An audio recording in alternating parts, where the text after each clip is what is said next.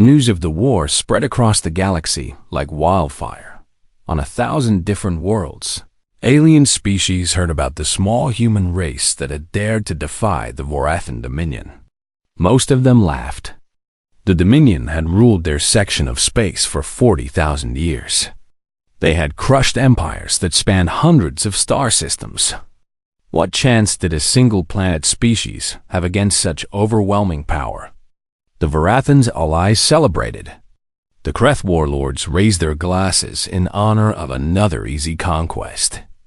The Centauri merchants began calculating how much profit they could make from human slaves.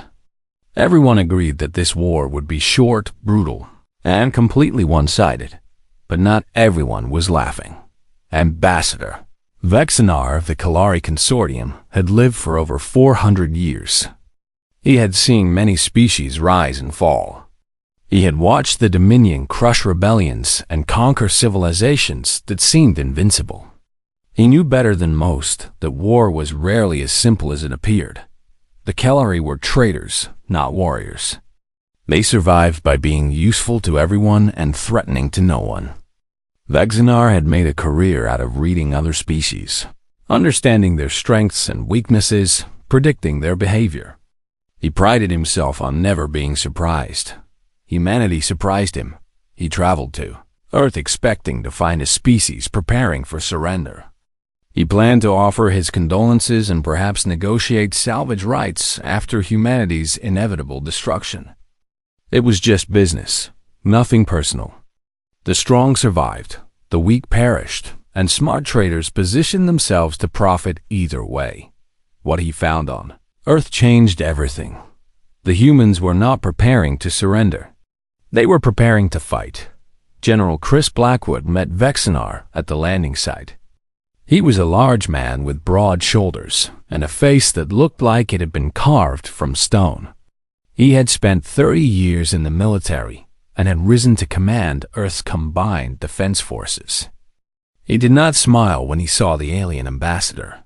"You're here to pick through our corpses," he said bluntly. "I can see it in your eyes." Vexanar was taken aback by the human's directness. "I am here to observe. To offer assistance, perhaps." "We don't need your assistance. We need you to stay out of our way." The general led Vexanar on a tour of Earth's defensive preparations. The ambassador saw cities being converted into fortresses. He saw civilians learning to fight alongside soldiers. He saw factories running day and night, producing weapons and ships and supplies. He saw old men and young children working together, everyone contributing what they could. He saw a species that refused to accept its own destruction. "This is madness," Vexanar said finally. "The Dominion has 10,000 warships. You have perhaps 100. You cannot win this war." General Blackwood stopped walking and turned to face the alien. His eyes were cold and hard. "Maybe not," he admitted, "but we can make them bleed. We can make them pay for every inch of ground they take.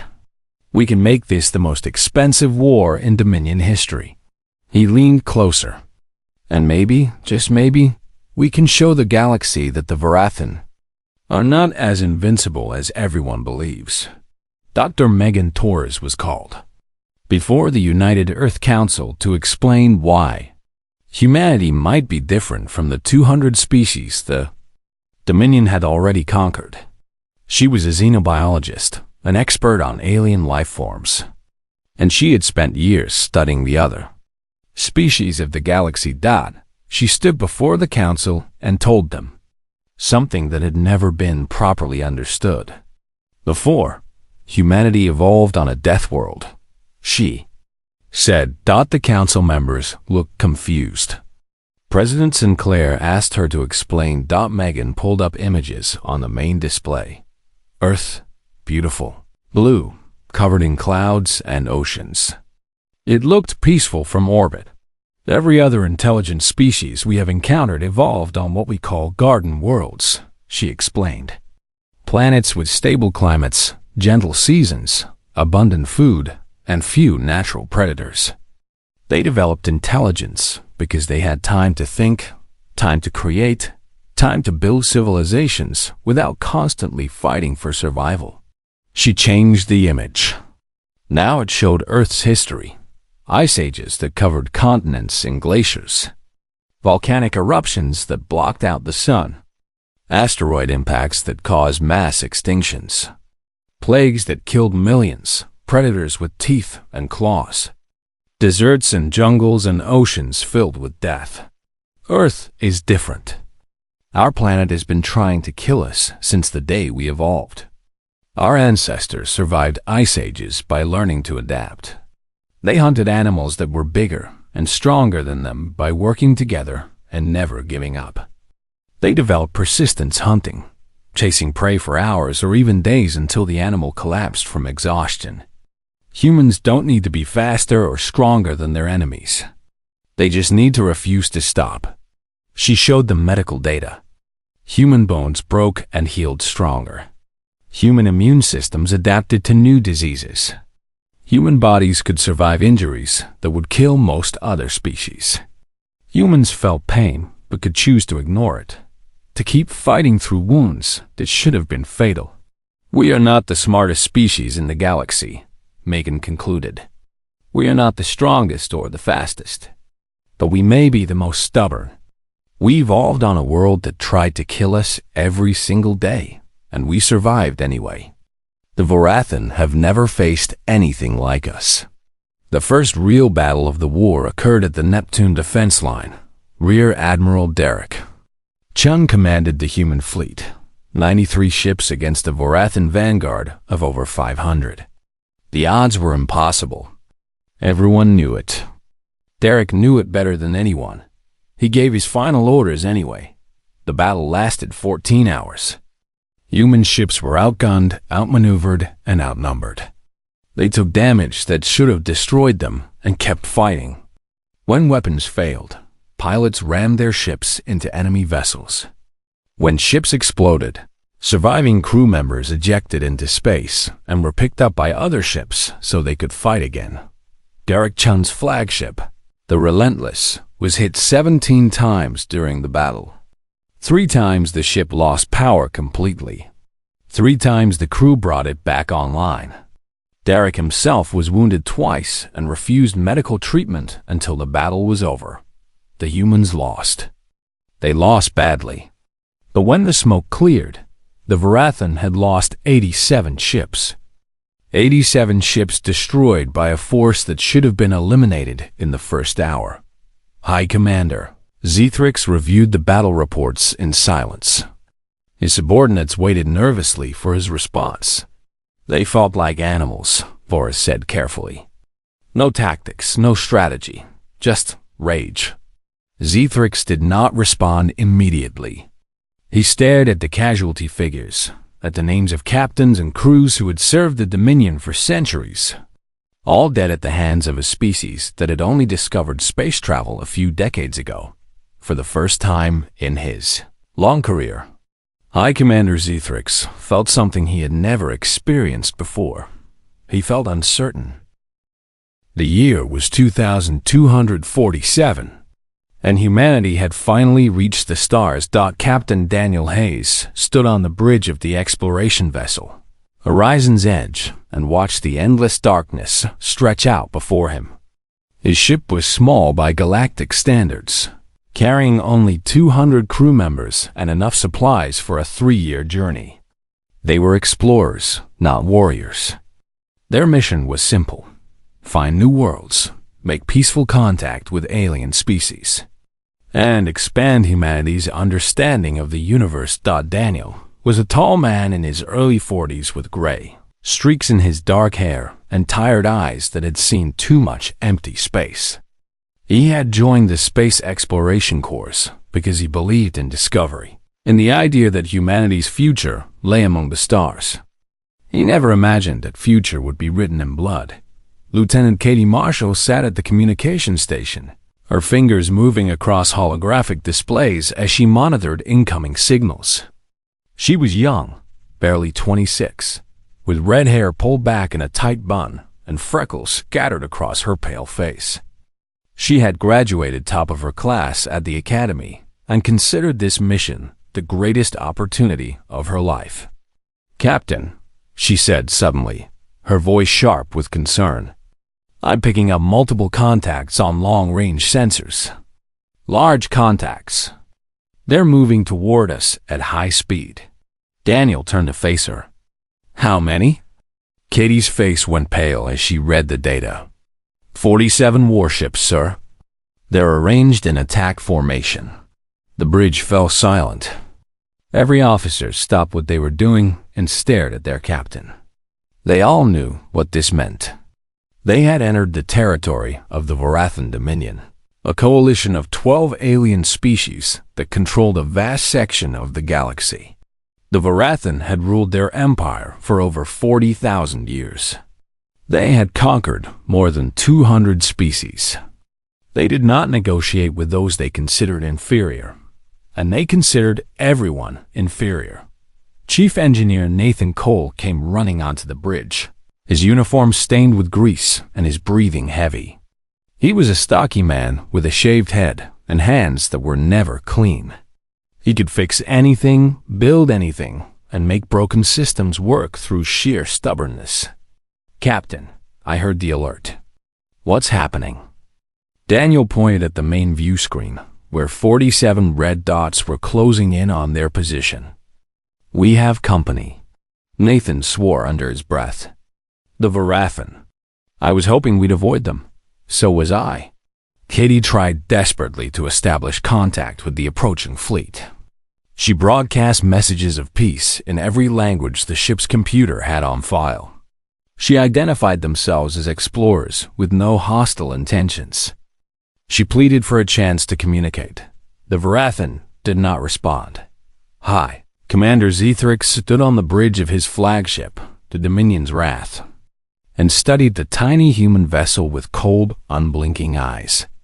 He was an insectoid creature, standing nearly 3 meters tall, with a hard exoskeleton the color of dried blood and mandibles that clicked together when he was displeased.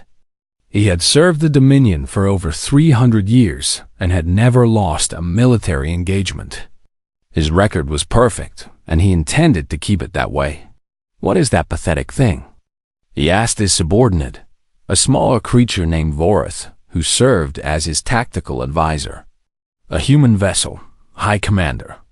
They are a young species from the outer regions. They developed faster than light travel only recently. Our intelligence suggests they possess no significant military capability." Zethrix made a sound that might have been laughter. "And yet they dare to enter our space without permission, without tribute, without fear. They claim to be explorers. They are requesting peaceful contact. Peaceful contact." Zethrix repeated the words as if they tasted foul.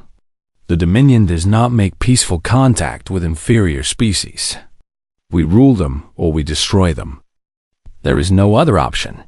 He turned to his weapons officer. "Destroy the vessel. Leave no survivors. Let this serve as a warning to their species." The Vorathan fleet opened fire. On the horizon's edge, alarms screamed as the first energy blast struck the hull. The ship shuddered violently, throwing crew members to the floor. Sparks flew from damaged consoles. The lights flickered and died, replaced by the dim red glow of emergency power. Daniel gripped his command chair and shouted orders over the chaos. "Evasive maneuvers. Get us out of here." The helmsman, a young man named Peter Grant, did his best to dodge the incoming fire, but the horizon's edge was not built for combat. It was slow, lightly armored, and completely outmatched. More blasts struck the ship, tearing through the outer hull and venting atmosphere into space. "All breach on decks 4 and 5. Someone shouted. "We're losing people." Katie held onto her station with white-knuckled hands. "They're not responding to any of my messages. They're just shooting at us. They won't even talk." Daniel made a decision. "Nathan, can you get the FTL drive working?" Nathan's voice came through the intercom, strained and desperate. "The drive took damage, Captain. I can maybe get one jump out of it, but there's no guarantee we'll survive the transition. Do it. That's an order. Nathan worked frantically in the engine room, his hands moving with practiced speed despite the ship falling apart around him. Explosions rocked the vessel.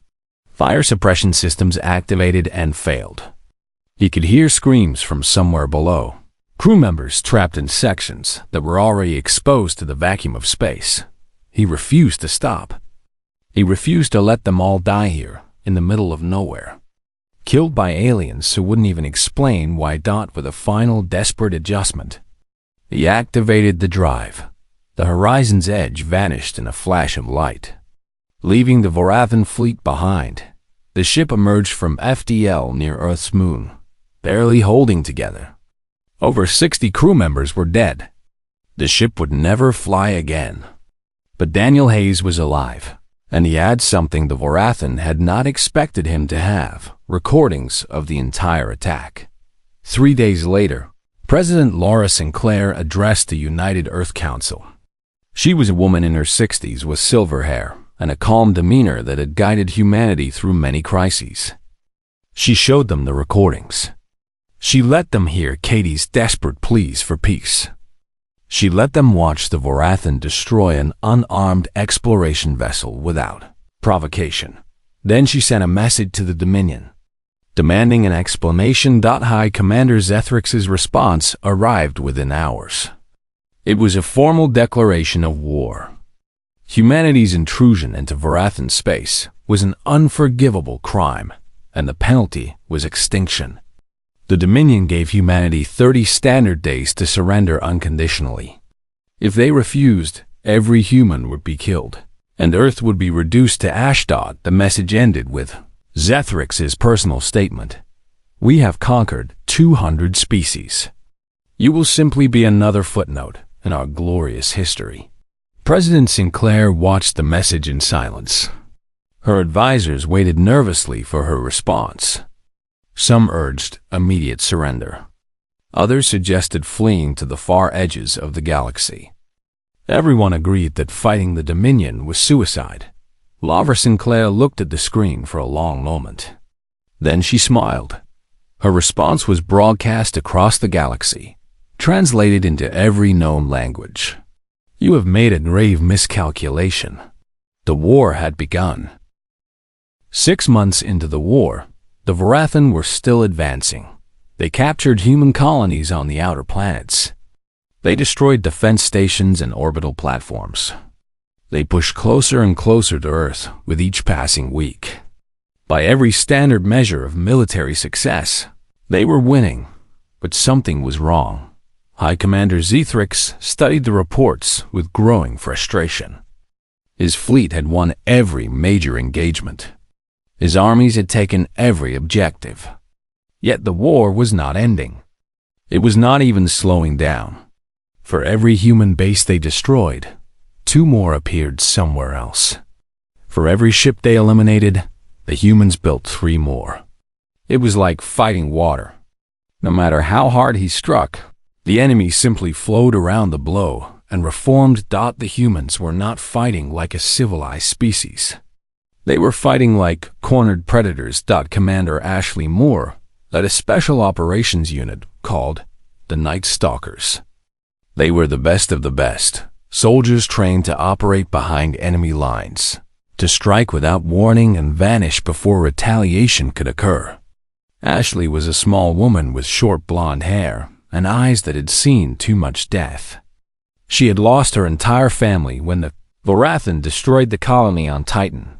Now she had only one purpose: revenge. Her team infiltrated Vorathan supply convoys, planting explosives that detonated hours after they had escaped. They hacked into alien communication systems and spread false orders that sent enemy fleets to the wrong locations. They assassinated officers, sabotaged equipment, and created chaos wherever they went. The Vorathan had no framework for understanding this kind of warfare. Their military doctrine was based on overwhelming force and rigid hierarchy. They attacked in formation, followed orders without question, and crushed resistance through sheer numbers. The idea of small teams operating independently, making their own decisions, adapting to situations in real time, was completely foreign to them. Ashley Moore taught them a new lesson every week. On Mars, the Vorathan landed a massive invasion force. They expected to conquer the planet quickly and use it as a staging ground for the final assault on Earth. What they found instead was a nightmare. Sergeant Kyle Bennett and his squad were cut off behind enemy lines during the initial invasion. Their commanding officers were dead.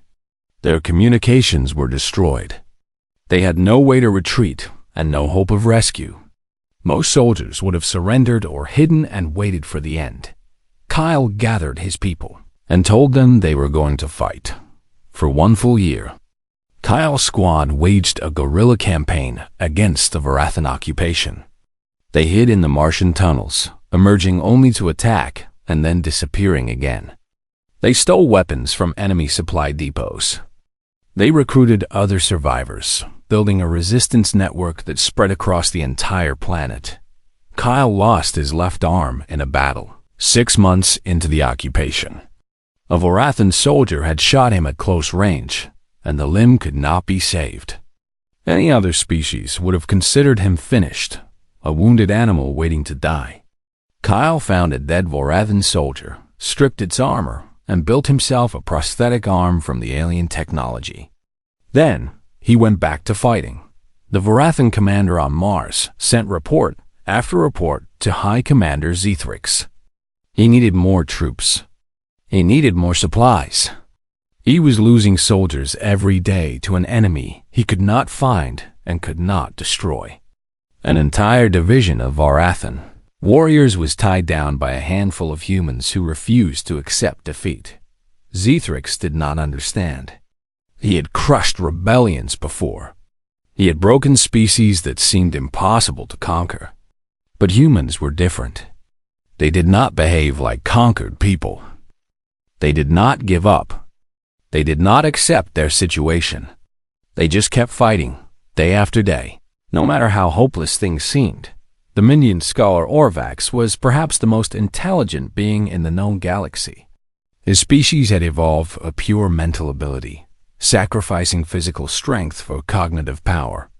They did not fight wars themselves. They observed, analyzed, and recorded. They had documented the rise and fall of 1,000 civilizations. Orvax traveled to a Vorathan prison camp to study captured humans. He expected to find broken creatures, defeated and waiting for death. What he found shook him to his core. The human prisoners had organized themselves. They had established a chain of command, maintained discipline, and kept morale high despite their circumstances. They exercised every day, keeping their bodies strong. They shared food equally, ensuring everyone had enough to survive. They were planning an escape. Orvax spoke with a young prisoner named Samantha Reeves. She was barely 20 years old, thin from lack of food, covered in bruises from interrogations that had failed to break her. She should have been terrified. Instead, she looked at the alien scholar with eyes that burned with defiance. "Why do you keep fighting?" Orvax asked. "You cannot win. Your species is doomed. Surely you must see that." Samantha smiled, and there was something dangerous in that smile. "We've been fighting each other since before we could write," she said. "We've survived ice ages that froze our world solid. We've survived plagues that killed half our population. We've survived wars that left our cities in ruins. We almost destroyed ourselves with nuclear weapons, and we survived that too. We've clawed our way up from the mud through sheer spite." She leaned closer to the alien, and he found himself backing away despite himself. "Your dominion is just another obstacle. We face worse. We've beaten worse." Orvax returned to his people and filed a report that was shared across the neutral species of the galaxy. His conclusion was simple and terrifying. Humanity could not be conquered through conventional means. They were not simply dangerous. They were relentless. The turning point came when Vorathan forces finally reached Earth itself. High Commander Zithrix led the invasion personally. He landed millions of soldiers on every continent, expecting quick victory. The humans had no more fleets to stop him. Their defenses were broken. Their armies were scattered. It should have been over in days. Instead, the Vorathan found themselves in a living hell. Every city was a fortress. Civilians who had never held weapons before fought alongside trained soldiers. Children carried ammunition. Elderly people maintained communication networks. Every building, every street, every room was contested. And then the planet itself turned against them. Earth's bacteria and viruses began infecting. Vorathan soldiers, who had no immunity to diseases that humans had lived with for thousands of years. The gravity, heavier than most Vorathan homeworlds, exhausted soldiers who were not built for such strain. The weather unpredictable and violent. Destroyed equipment and killed troops caught in storms. High Commander Zithrix stood in his command center, watching his army struggle against an enemy that would not stop and a planet that seemed determined to destroy them. For the first time in 300 years of military service, he considered the possibility that he might lose. 2 years into the war, everything changed. The Vorathan Dominion was bleeding. They had won battles, captured territory, and killed millions of humans. But they had paid a price higher than anything in their 40,000 years of conquest. Their supply lines stretched across dozens of star systems, and every convoy was a target. Their soldiers were exhausted, demoralized, and sick from fighting in environments they were never designed to endure. Their colonies were rebelling as word spread that the mighty Dominion was struggling against a single planet species. Humanity had survived the worst. Now it was time to fight back. Admiral Ryan Cooper stood on the bridge of the rebuilt human flagship, the Iron Will, and looked at the fleet assembled around him. 2 years ago, humanity had 93 combat ships. Now, they had over 800 built and hidden shipyards scattered across the solar system, crewed by men and women who had lost everything and had nothing left but the desire for revenge. The ships were not pretty. They were not elegant. They were brutal machines designed for one purpose: destruction. Human engineers had studied captured Vorathan technology and combined it with their own designs, creating vessels that were heavily armored, overarmed, and almost impossible to destroy. They carried weapons that the Vorathan had never seen before, developed in secret laboratories by scientists who had spent 2 years thinking of new ways to kill. Ryan looked at his officers. They were young, most of them. The war had killed so many experienced commanders that they had been forced to promote quickly. But what they lacked in experience, they made up for in determination. "Today we stop retreating," Ryan said. "Today we start taking back what they stole from." U.S. The Battle of Proxima Centauri would become the most famous engagement in human history. The Vorathan fleet defending the system numbered over 4,000 ships. They were confident, secure in their superiority. They had defeated human forces many times before. They expected to do so again. Admiral Cooper attacked with 600 ships. The Vorathan commander was confused by the human tactics. Cooper's forward formation seemed to be sacrificing itself, charging directly into enemy fire with no apparent strategy. Vorathan tactical computers analyzed the attack pattern and concluded that the humans had simply gone insane. The forward ships were destroyed, one after another, their crews dying as they pushed deeper into enemy lines. It was a trap. The forward ships had been crewed by skeleton crews, just enough people to fly and shoot. Their real purpose was to draw the Vorathan fleet into a specific position, to make them cluster together as they pursued what seemed like easy kills. And when the enemy was exactly where Ryan wanted them, he sprung the trap. Hidden human ships emerged from the shadow of Proxima Centauri's largest planet. They had been waiting there for days, running silent, completely invisible to Vorathan sensors. They hit the enemy fleet from behind with everything they had donned at the same time. Ryan ordered the remaining forward ships to reverse course and collapse on the enemy from the front. The Vorathan were suddenly surrounded, trapped in a kill zone with fire coming from every direction. Their formation fell apart as captains tried to escape in different directions, blocking each other, colliding with each other, making themselves even easier targets. The battle lasted 12 hours. When it was over, 3,000 Vorathan ships were destroyed. The human fleet lost 172. News of the victory spread across the galaxy. For the first time, the Vorathan had suffered a major defeat. For the first time, their aura of invincibility was shattered. On Mars, General Aaron Price received the news and smiled grimly. He had been waiting for this moment. The liberation of Mars began at dawn, Earth time. Human soldiers who had been hiding in tunnels and bunkers for 2 years emerged like ghosts from the red dust. They had survived on minimal supplies, breathing recycled air, eating food that should have run out months ago. They should have been dead. Instead, they were angry. Sergeant Kyle Bennett led the assault on the main Vorathan base. His prosthetic arm, built from alien technology, was now more weapon than limb.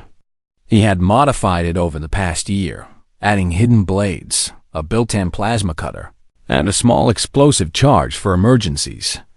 The Vorathan soldiers who faced him learned to fear the one-armed human who moved like death itself. The Vorathan garrison on Mars was already weakened by 2 years of constant harassment. They had lost thousands of soldiers to guerrilla attacks, disease, and the simple grinding pressure of occupying hostile territory. When the full human counterattack came, they crumbled. The liberation of Mars took 3 weeks. It should have taken months.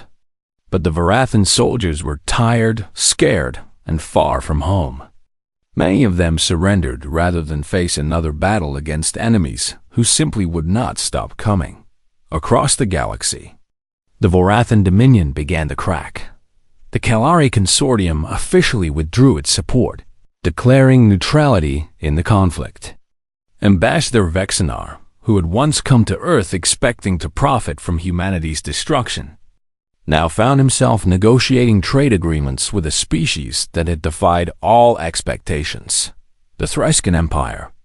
A species that had been conquered and subjugated by the Vorathan over 10,000 years ago, saw an opportunity. They had never forgotten their defeat, never accepted their place as servants of the Dominion. Now, watching the Vorathan struggle against a single enemy, they began to plan their own rebellion. Other conquered species followed. The Dominion had ruled through fear, through the certainty that resistance was impossible. Humanity had proven that certainty wrong. If humans could fight back, maybe others could too. High. Commander Zethrix watched his empire crumbling and could not understand how it had happened. He had done everything right. He had followed every protocol, used every strategy that had worked for 40,000 years. He should have won, but he had made one mistake. He had treated humanity like every other species he had conquered. He had assumed they would behave rationally, that they would surrender when defeat was inevitable, that they would accept their fate when resistance became pointless. He had not understood that humans did not think that way. Zethrix requested a meeting with President Sinclair to discuss terms. He planned to negotiate from a position of wounded strength, to salvage what he could from a war that had gone terribly wrong. He expected the humans to be reasonable now that they had proven their point. Captain Daniel Hayes, now promoted to full admiral, was sent to deliver humanity's response.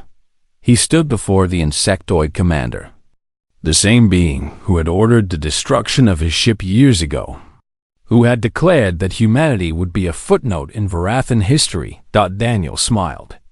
"You wanted unconditional surrender," he said. "You will have it, yours." The look on Zethrix's face was something Daniel would treasure for the rest of his life. The war did not end with a single dramatic battle. It ended slowly, painfully, like a giant beast bleeding out from 1,000 small wounds. The Vorathan Dominion, which had stood for 40,000 years, collapsed over the course of 18 months. Planet by planet, system by system, the empire that had once seemed invincible fell apart. Species that had been conquered thousands of years ago rose up against their masters. The Threscan Empire, bitter after 10 millennia of subjugation, led a massive rebellion in the eastern sectors. The Vornathi Collective, whose homeworld had been destroyed by the Vorathan generations ago, joined the fight with a fury that shocked even the humans. Everywhere, slaves became soldiers, and servants became revolutionaries. The humans did not try to conquer the Vorathan homeworld. Admiral Ryan Cooper understood something that the Dominion had never learned. Occupation was expensive, both in resources and in lives. It was far more efficient to contain the enemy, to surround them and let them destroy themselves from within. The human fleet blockaded the Vorathan home system. No ships were allowed in or out. No supplies, no reinforcements, no escape. The Vorathan, who had never known what it was like to be trapped, to be helpless, now experienced the same fear they had inflicted on so many others. High Commander Zethrix was captured during the final assault on the Dominion's military headquarters. He had refused to surrender, fighting alongside his soldiers until he was the last one standing. Human soldiers surrounded him, weapons raised, ready to kill, but they did not kill him.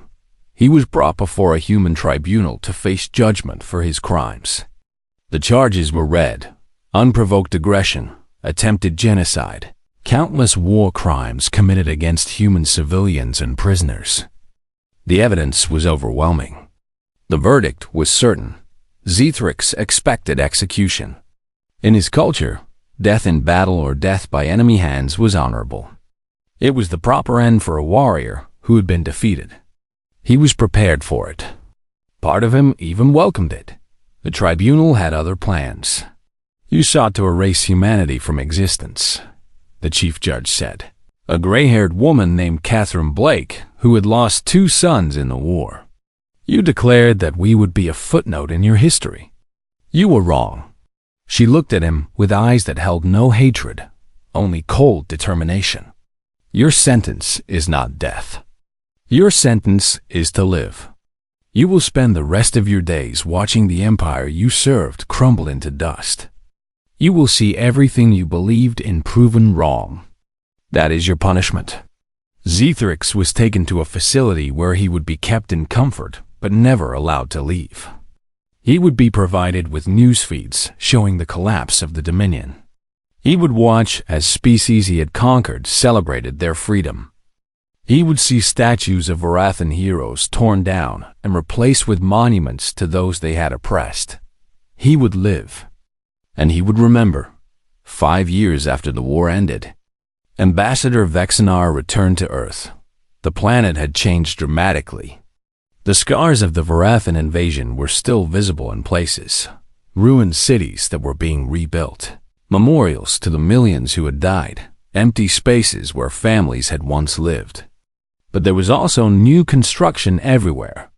Humanity was not just recovering. It was growing. Vexenar met with President Laura Sinclair in her office. She looked older than he remembered, her silver hair now completely white, her face aligned with the weight of leading her species through its darkest hour. But her eyes were still sharp, still determined. I came to ask you a question, Vexenar said. I have thought about it for 5 years, and I still do not understand the answer. Ask, how did you win? Sinclair considered the question for a long moment. Outside her window, she could see children playing in a park that had been a battlefield 5 years ago. Life continued. Life always continued. We refuse to accept that we should lose, she said finally. That's the simple answer, but it's also the true one. Every other species the Dominion conquered eventually accepted their fate. They saw the numbers, calculated the odds, and concluded that resistance was pointless. They surrendered because it was the logical thing to do. She turned to face the alien ambassador. Humans are not always logical. We are stubborn, irrational, and sometimes stupid. We fight battles we cannot win because we believe we should win them. We refuse to give up even when giving up makes sense. We have a saying on Earth, it's not over until it's over.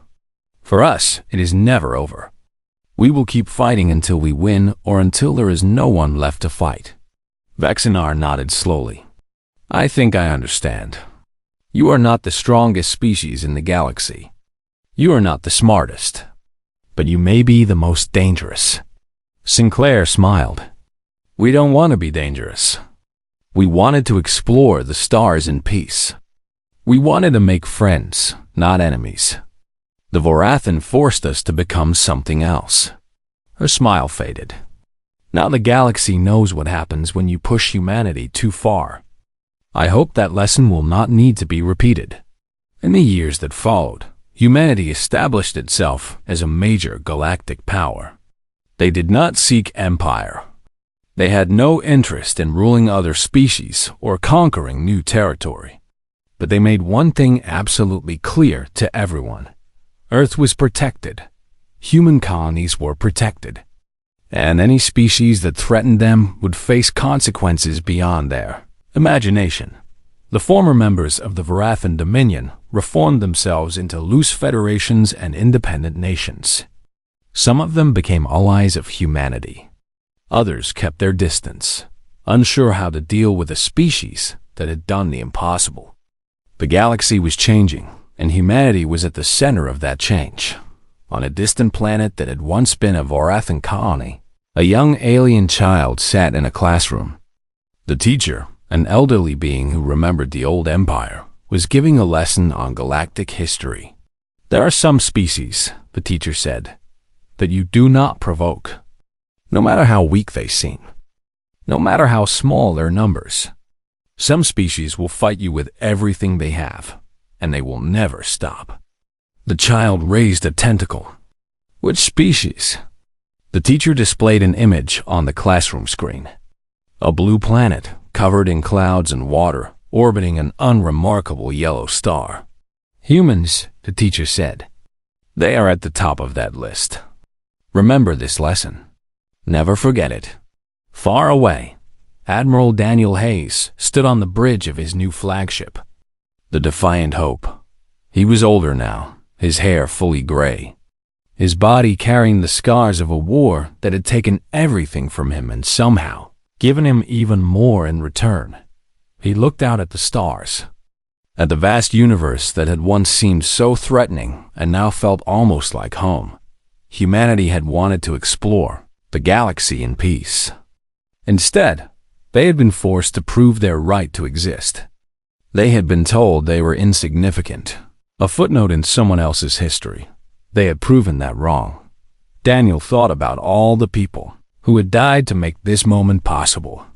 The crew of the Horizon's Edge, the soldiers who had fought impossible battles, the civilians who had refused to give up. They deserved to see this, humanity taking its place among the stars, respected and feared in equal measure. He made a silent promise to remember them, to never forget what they had sacrificed. Then he gave the order to move forward, into the unknown, into the future. The stars were waiting.